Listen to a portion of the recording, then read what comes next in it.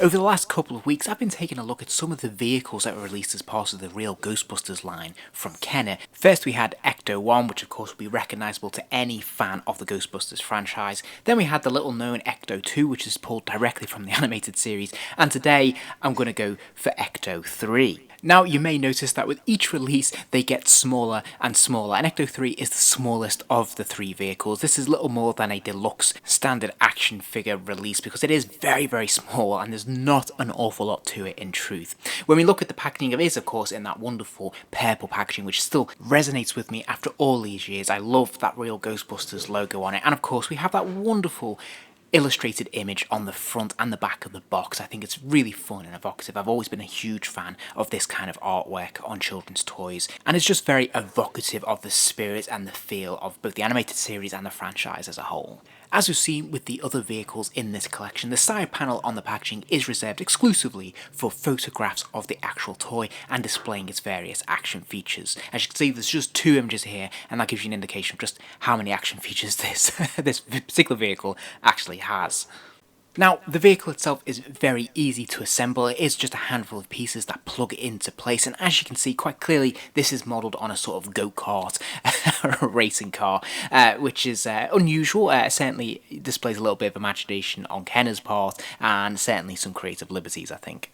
I do like that we have the sticker at the front of the bumper. The license plate we have there is Ecto-3. As we saw, this mirrors the Ecto-1 on the first vehicle. But I also like that they've actually added in this keep up the smile as well. It's a little bit tongue-in-cheek. You'll notice that the tyres this time around are big and chunky rubber pieces, which is quite nice. They're quite nicely textured and they're fairly robust. There's not an awful lot of paint apps on this vehicle. It is all pretty much produced in its base mould plastic, but the detail and sculpting is pretty nice across the board, really. There is a little sticker on the gear stick, the steering wheel, I suppose, which is pretty cool. It's nice to see that ghost icon there, which we can see again on the flag that comes with this vehicle. It is moulded in plastic, so it's creating that effect like it's blowing in the wind, but obviously it's moulded into that one piece, so it might have been preferable to actually have a cloth flag. That would have been really cool.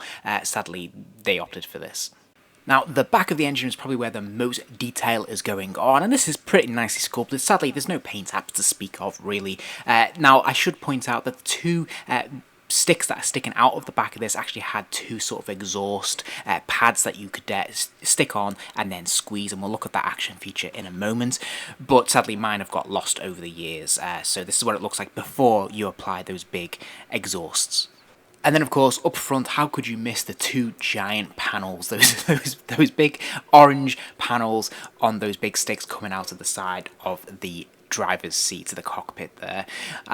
Yeah, obviously they link directly into the action feature of this vehicle, which I'll touch on in a moment. Now, the vehicle seats one fairly comfortably, but it can stand an additional figure on the back of the vehicle, which I'll look at a little bit later. You can move that steering wheel forwards and pull it back so the figure seats comfortably in that cockpit there. And of course, it does move forwards and backwards. Those wheels allow it to deal with various amounts of terrain because they have quite a thick tread on them and a nice grip there. Now, as was the case with pretty much every release in the Ghostbusters line, it does come with a little rubber ghost. In this case, it is a speed runner. It's obviously some kind of running ghost, and obviously perfectly applicable for this Ecto-3 to chase down and grab. Now, I've alluded several times to the vehicle's one and only action feature, and that is, of course, the gripping action of those two paddles out front. If you pinch the two exhausts at the back of the vehicle, it forces the arms to close and grab the speed demon. As I mentioned, the vehicle seats one officially, but there are peg holes on the back of the vehicle to stand an additional figure. Indeed, you can see this on the artwork on the box, so you can actually use a couple of figures with this vehicle, which is pretty fun. And that, as they say, is that. There's really not an awful lot to this vehicle. As you can see, it just has the one action feature, which is a little bit disappointing, but given its size and scale, that's probably quite appropriate and certainly enough. This wasn't meant to be comparable with Ecto-1 or the big playsets that we see as part of the line. This is meant to be a sort of slight upgrade, a slight deluxe version of an action figure that you can put your action figures with and have some fun with. And I think for the most part, it does its job very well. It's keeping with a racing theme, and I think they did a line of action figures that you could put specifically with this vehicle, which is kind of cool and kind of fun. And ultimately, that is the name of the game, to have fun with your toys, and I certainly did playing with this one when I was growing up. If you enjoyed this video, please do give it a like, and remember to subscribe as there'll be plenty more videos soon.